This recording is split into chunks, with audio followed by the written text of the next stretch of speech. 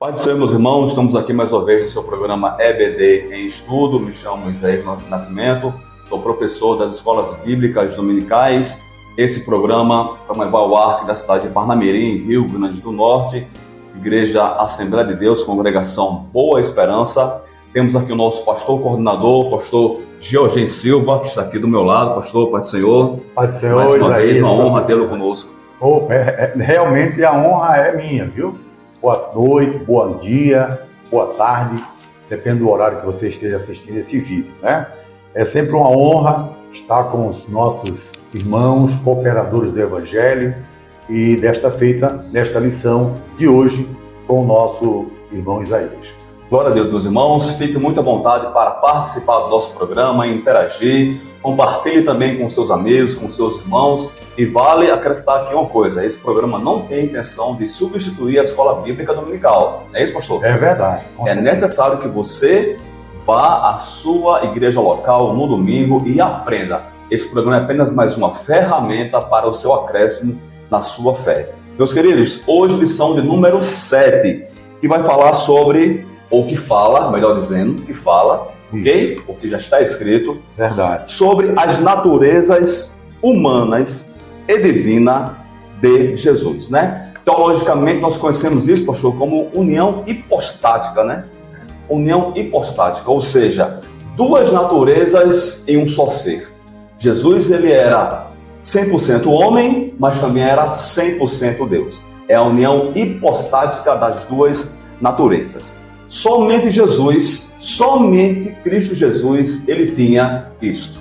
Ele foi o único homem Deus na terra e acabou, né? Então hoje nós vamos ver os desdobramentos de toda essa questão, controvérsias históricas, situações que foram colocadas querendo eliminar de Jesus, pastor, esse atributo tão peculiar que apenas pertencia a ele.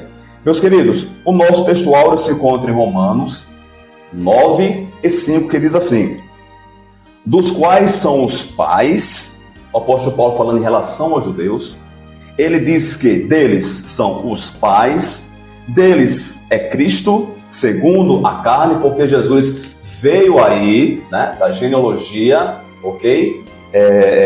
Davínica, tribo de Judá, ok? O povo lá judeu.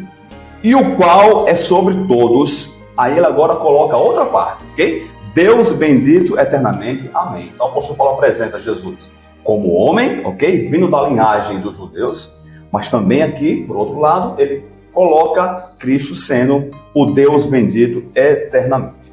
A verdade prática, meus queridos, nos diz assim: Jesus é o eterno e verdadeiro Deus e, ao mesmo tempo, o verdadeiro homem. Como já citamos, essa união hipostática das duas naturezas.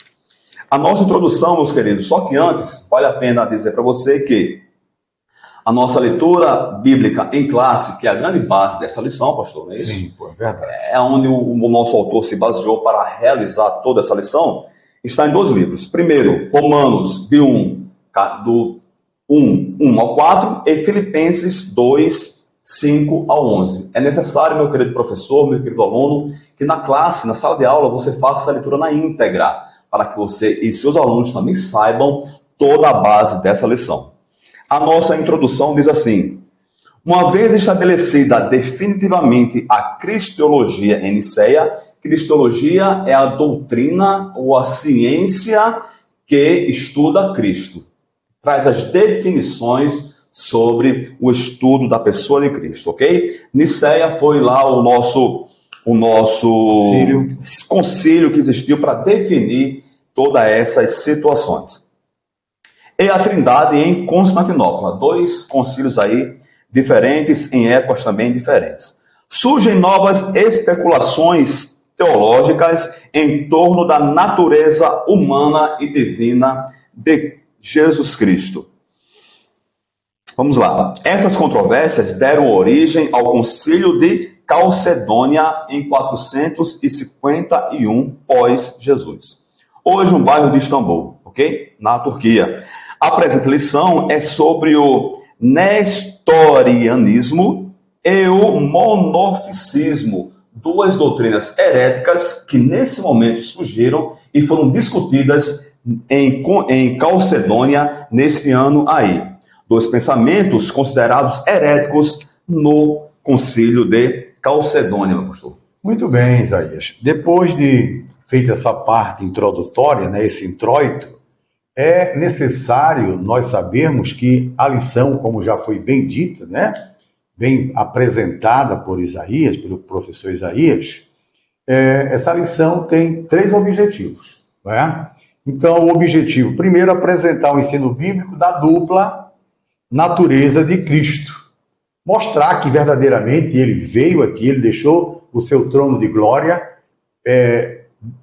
não deixou de ser Deus quando ele deixa o seu trono de glória, humaniza-se, toma um corpo humano, não é? Depois morte de cruz e ressuscita, e com esse corpo ressurreto, sobe ao céu de glória. Primeiro, mostrar que ele teve, enquanto esteve aqui, uma natureza humana e uma natureza divina, como foi já bem explicado. Segundo, mostrar as heresias, os ensinos, depois da morte e ressurreição de Cristo, que surgiram no primeiro século e no segundo século, né? A respeito exatamente dessa dupla natureza de Cristo.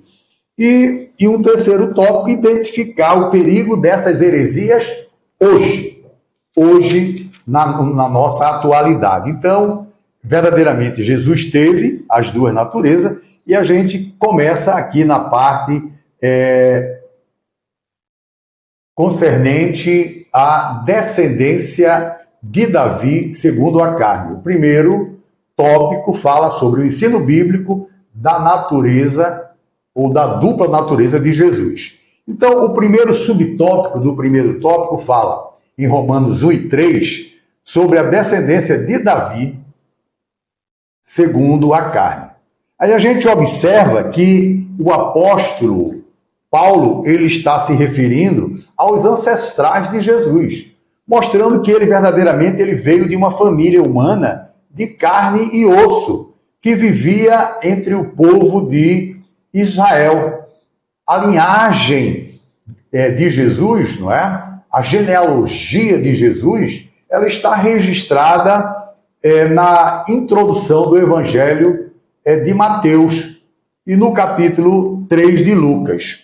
A gente sabe, não é? Você também sabe, que Jesus foi concebido no ventre de Maria, uma virgem de Israel, e essa concepção ela foi dada pelo Espírito Santo de Deus, como está bem registrado em Mateus 1:20 e Lucas 1:35. Aí está o elo, não é? Humano divino, mostrando aí as duas naturezas de Jesus Cristo. Observem o seguinte, nós sabemos, veja só, é bom que a gente entenda isso, nós sabemos que Jesus teve a natureza humana e a natureza divina. Você estuda, você desde que começou na sua caminhada cristã, aprendeu sobre essas duas naturezas.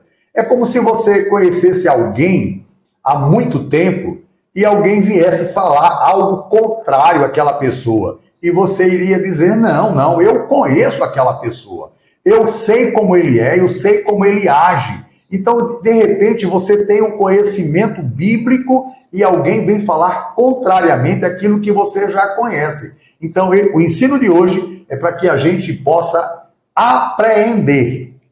O que é apreender, pastor? É guardar, apreender, guardar aquilo que está sendo ensinado, para que você possa, de certa forma, defender, ou seja, ser um apologeta, não é, das Escrituras Sagradas e, no caso específico, dessa lição de hoje. Ratificar essa verdade, né, pastor?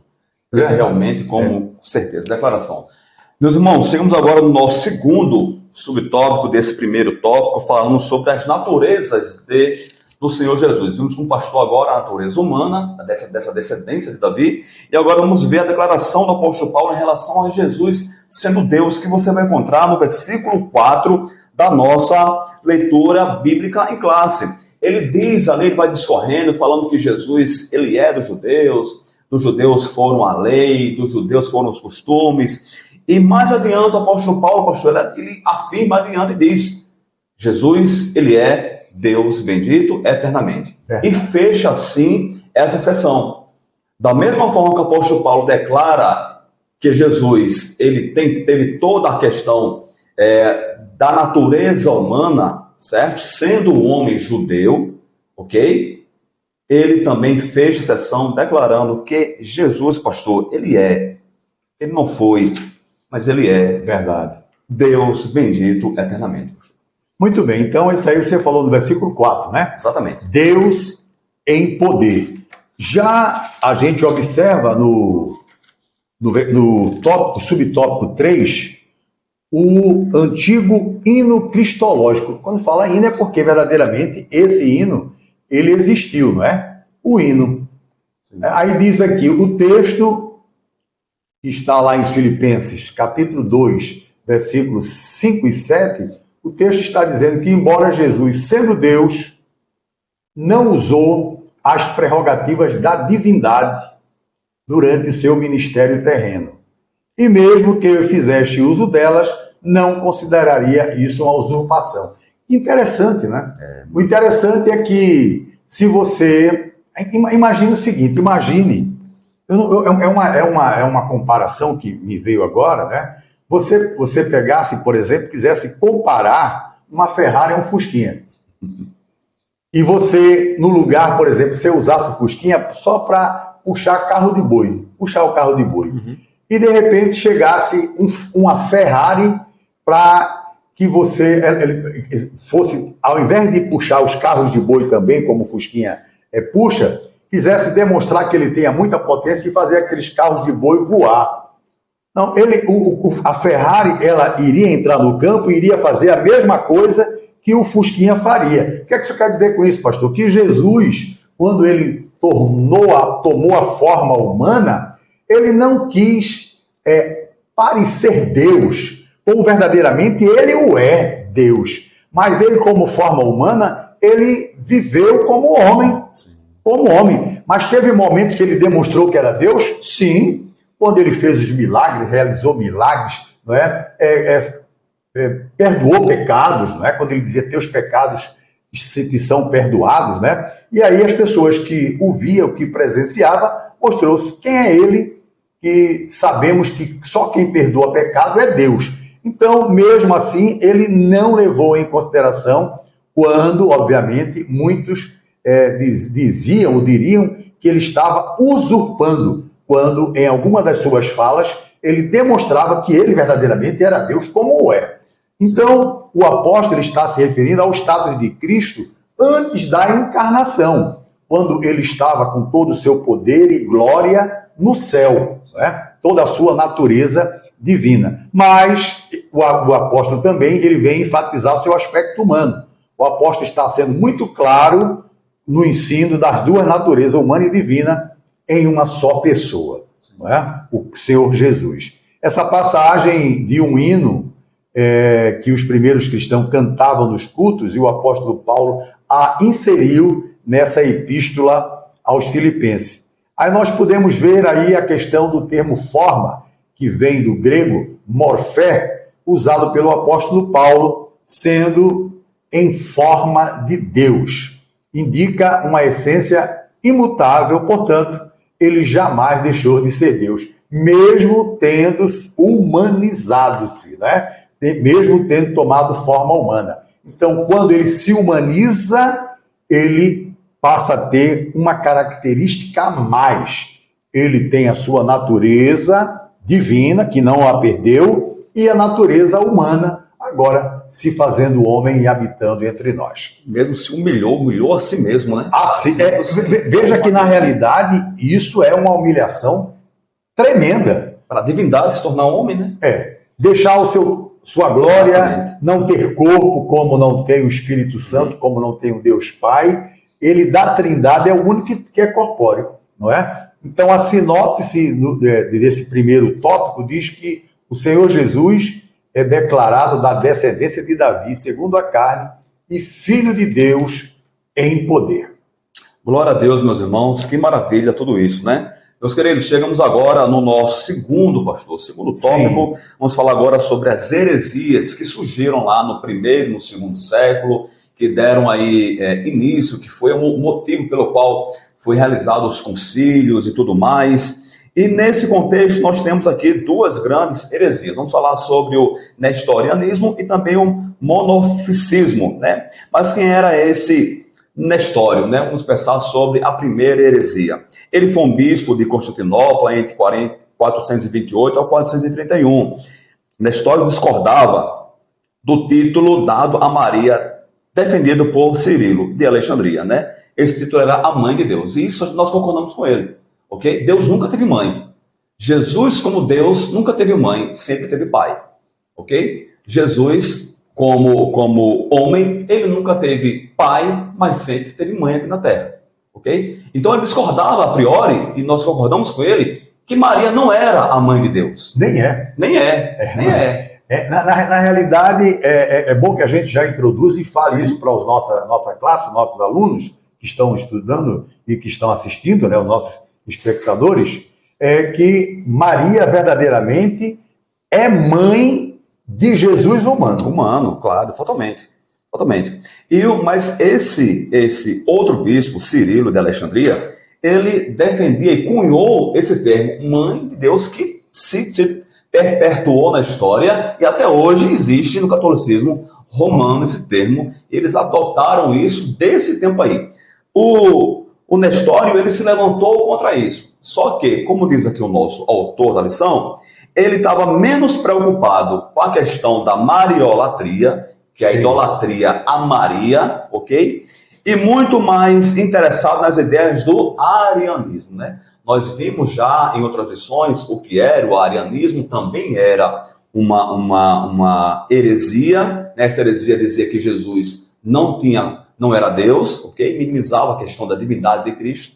E o nosso, essa personagem aqui na história, ele, diz o nosso autor, que não estava preocupado em combater mais a questão da mariolatria, mas sim acrescentar, defender mais as ideias de Ariano, que deu origem a essa também heresia, que era o arianismo. Então, a priori, este era esse homem que está aqui na história, nesse concílio, que foi tão importante para a cristandade, pastor. Veja, a gente tem que observar que Nestório, ele foi um bispo, né? Sim, um bispo. Era um bispo, então todos esses movimentos... Foi exonerado depois. Foi.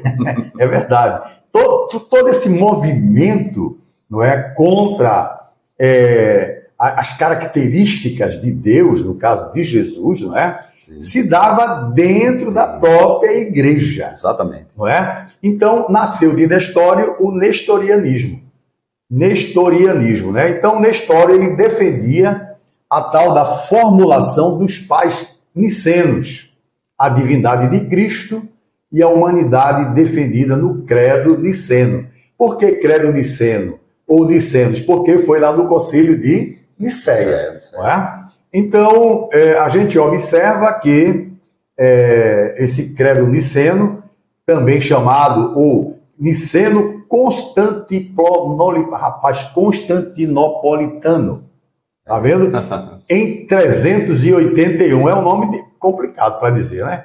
Isso aí é uma palavra aí com várias sílabas, né? Um polissílabo aí é grande. Então, segundo o pensamento nestoriano, as duas naturezas de Cristo, a humana e a divina, eram em duas pessoas. Observe você imaginar que para ele, tinha o Cristo humano, por exemplo, como se fosse você, e o Cristo divino, por exemplo, seria eu. Então, duas naturezas distintas, em duas pessoas distintas. Quer dizer, algo totalmente descabível com aquilo que as Escrituras ensinam. Não é? Então, que a gente saiba que existiram esses movimentos, mas que a gente fique sempre com a fonte segura, a fonte que verdadeiramente nos fala do Cristo, que nos fala da salvação, que nos fala do céu de glória. Não é? Então, essa foi a acusação contra Nestório. Então, a ilustração nestoriana era uma comparação de marido e mulher serem uma só carne, conforme Gênesis 2 e 4. Né? Então, essa alegada afirmação nestoriana foi considerada heresia, como verdadeiramente é. Em qual concílio? No concílio de Éfeso, que aconteceu lá em 431 depois de Cristo. Então, a gente observa, irmãos, que o seu expoente, o expoente principal, né, foi Nestório, e ele, por fim, ele foi condenado por esse concílio, que declarou herege, e o imperador da época o exilou. Agora, meus queridos, a gente estudamos agora com o pastor a primeira heresia que foi discutida nesse concílio, agora temos outro, né? Outro, já não bastasse a primeira, pastor. Verdade, né? Temos aqui mais uma, o monofisismo, né? Aí o nosso autor diz que o monofisismo é um termo grego, né? Sim. São duas palavras que se unem, se fundem aí para formar esse termo aí que é único, monos, né? E physis, natureza, né? Ou uma única natureza. E mais abaixo, o autor diz que essa doutrina afirma que as duas naturezas de Cristo são fundidas em uma só natureza amalgamada, ou seja, misturada.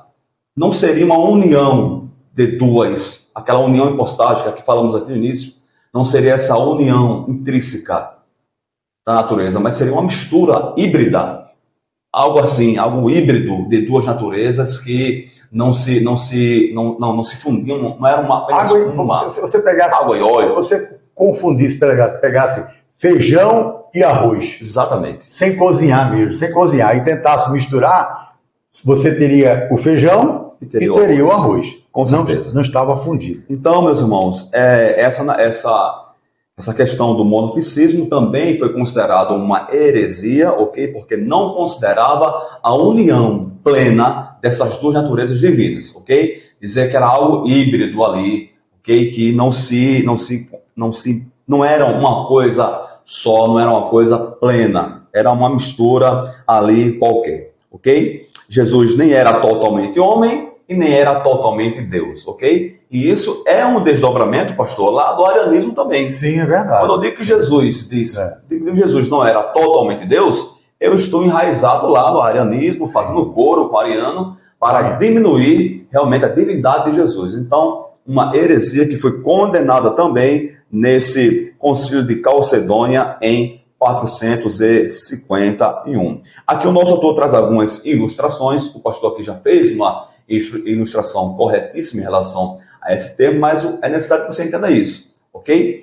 Que essa doutrina herética, ela não considerava Jesus que não era 100% homem, e também não considerava Jesus que ele era 100% Deus. Por isso, uma grande heresia. Interessante, aqui fala do bronze, não é? Que é uma liga, né? Sim. Formada entre o estanho e o cobre, que dá o bronze. O aço, por exemplo, o ferro gusa é uma mistura de ferro com aço. Aí você obtém uma liga.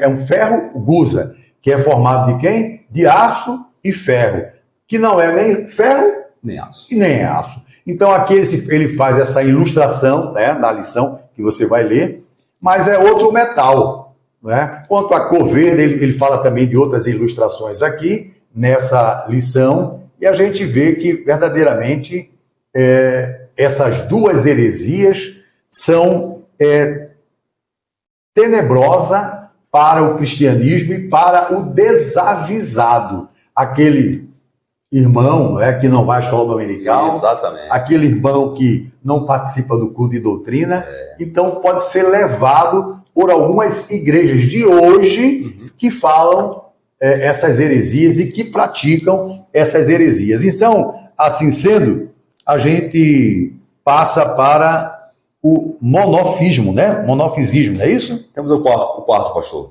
O concílio de Calcedônia. Ao concílio. Então, passando aqui para o concílio de Calcedônia, a gente observa, irmãos, que nesse concílio, para que eram os concílios? Era exatamente a finalidade do concílio, era buscar, não é? Definir, não é? Aquilo que verdadeiramente está de acordo com a palavra de Deus, de acordo com o que os apóstolos trouxeram para a igreja, não é? Então, essa formulação teológica, lá no concílio de Calcedônia, ela falou das duas naturezas de Cristo, né, que estava em uma só pessoa, como verdadeiramente está. Então, as propriedades de cada natureza, elas permanece intacta, concorrendo para formar uma só pessoa e substância. É fácil aquele que tem o Espírito Santo entender, irmãos, que Deus, na pessoa do Senhor Jesus Cristo, ao deixar o seu trono de glória e se humanizar, ele não perdeu nenhuma de suas características, apenas acrescentou-se a Cristo um corpo, um glorificado, um corpo que inicialmente era humano, aos moldes, viu, Isaías? Lá de Adão, antes do pecado, e aí a gente vê que sim, Jesus foi 100% humano, mas o homem lá no Éden, antes de pecar. Perfeito. Então, ele passa a ter essa natureza sem pecado. Quando a natureza humana, hoje, ela é uma natureza derrubada, né, em função do pecado lá no Éden. Então, a gente vê que essas duas propriedades de cada natureza, as propriedades de cada natureza permanecem intactas, concorrendo para formar uma só pessoa e substância.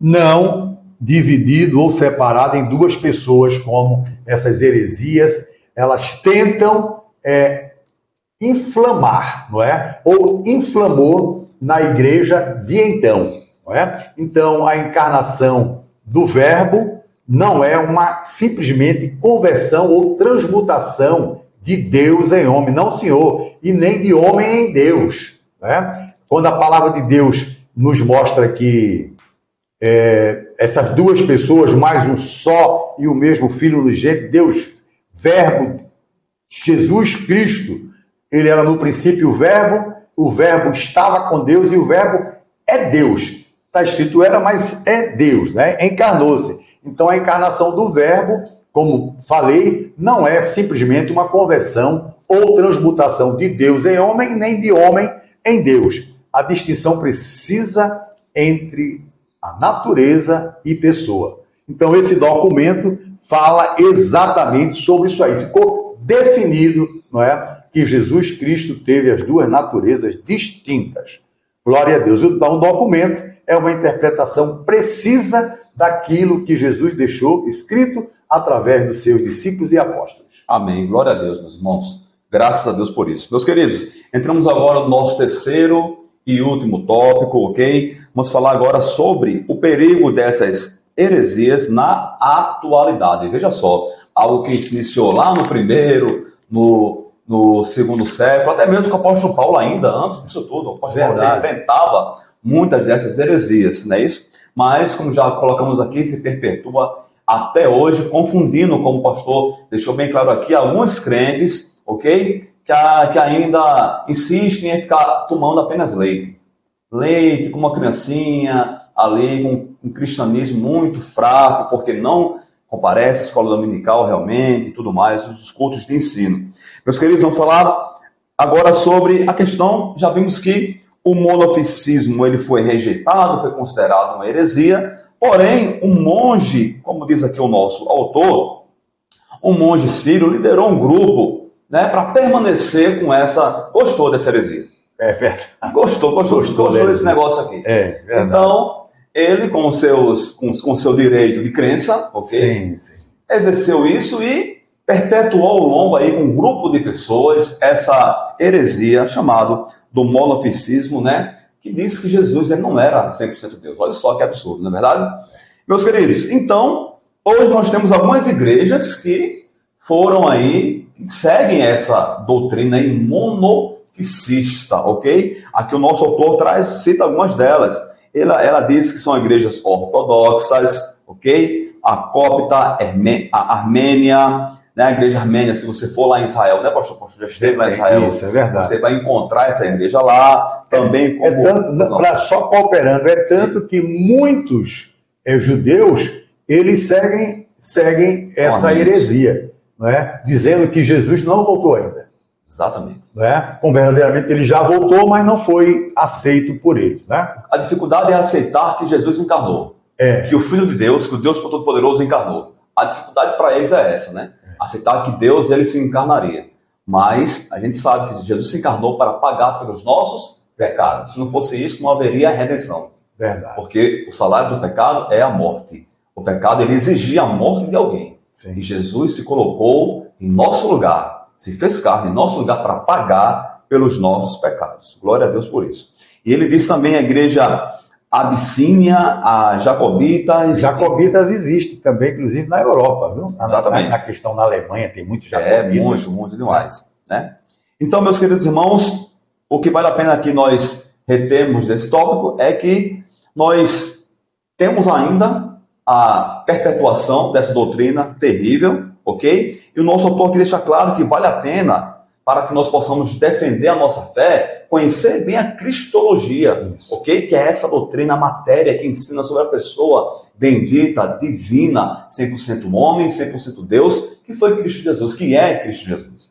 Então, meus queridos, vale muito a pena você se aprofundar mais ainda no conhecimento sobre a cristologia bíblica, que é a nossa única regra de fé e prática, é a palavra de Deus. Então, que você não dê ouvidos e não se deixe conduzir por essas heresias, mas sempre tenha orientadores na sua igreja, procure o seu pastor, quando houver alguma confusão sobre a cristologia, sobre qualquer outra doutrina, procure o seu pastor, procure algum ensinador bíblico que possa ter capacidade bíblica realmente de lhe ensinar conforme as escrituras, não é isso, pastor? Muito bem. Então, é interessante, só uma complementação, na época antes de Jesus vir, né, Jesus, a Trindade, né, o nosso Deus, era tão somente conhecido por alguns privilegiados. Né? Exatamente. Mas aí, em Cristo vindo,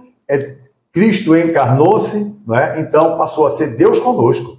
Ele esteve presente no nosso meio. Então, uma outra heresia também é o chamado quenoticismo.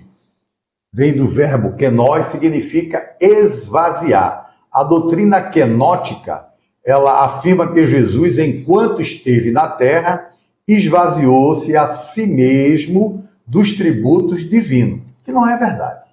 Não é? Que não é verdade. São duas linhas principais. O verbo possuía atributos divinos, mas escolheu não usar. E as prerrogativas da deidade foram usadas, mas na submissão do Pai e na direção do Espírito. Entendemos, então, que sem os atributos divinos, Jesus é menos que Deus.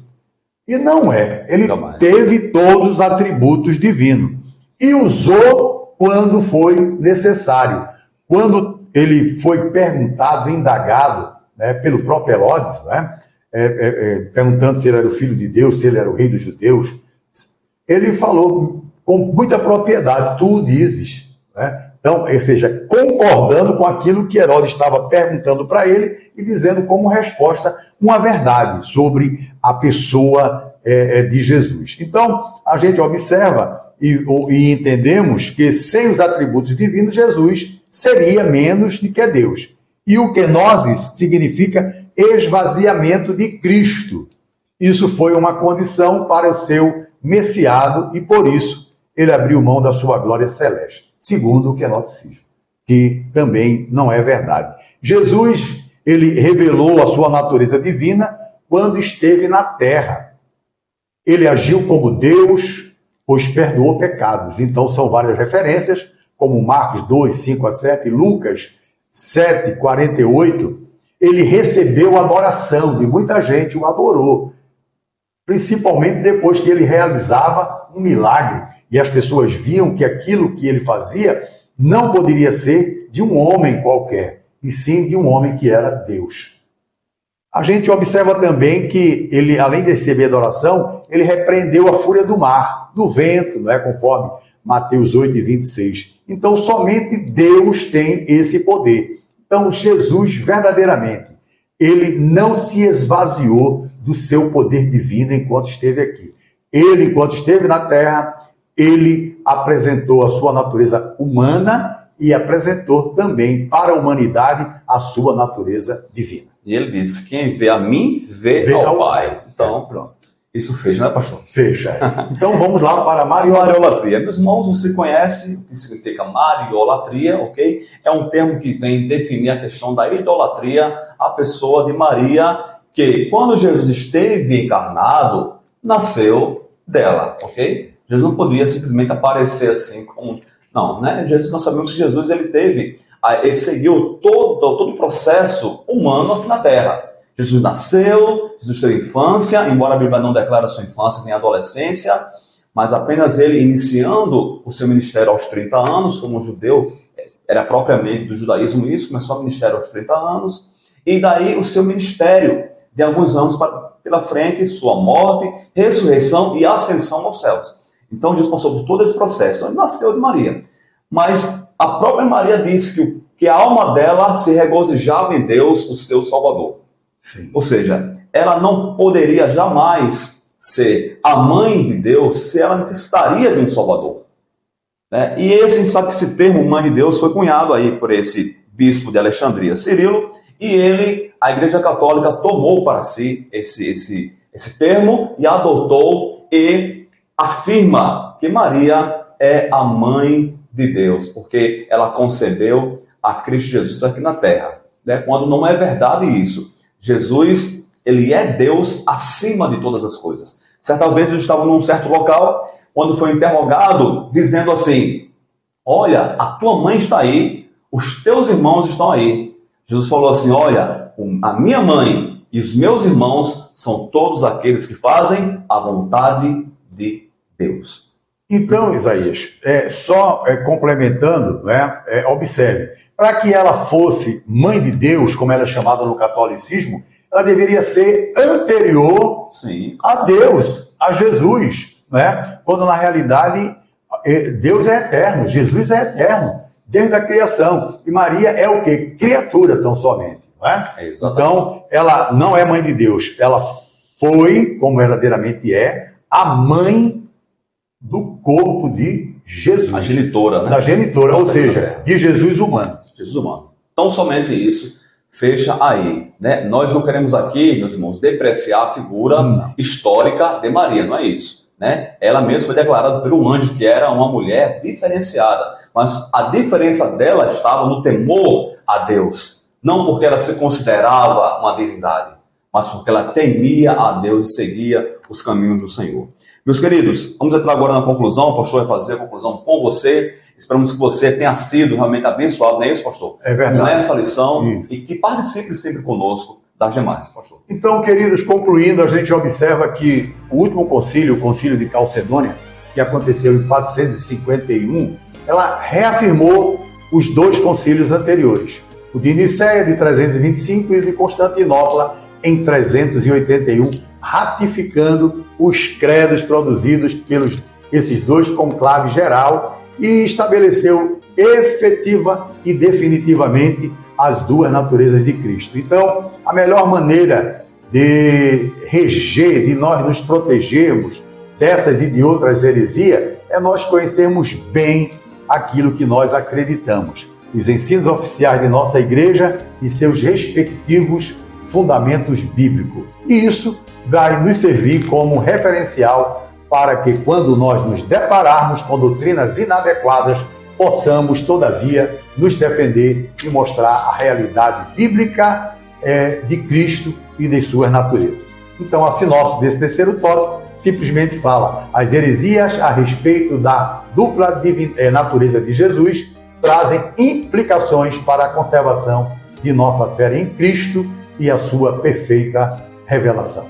Glória a Deus, meus irmãos, que Deus abençoe você, a sua família, que você esteja conosco para difundir mais e mais nesse canal, para que mais pessoas venham ser alcançadas pela palavra do Senhor. Que Deus abençoe você. Deus abençoe a todos em nome de Jesus.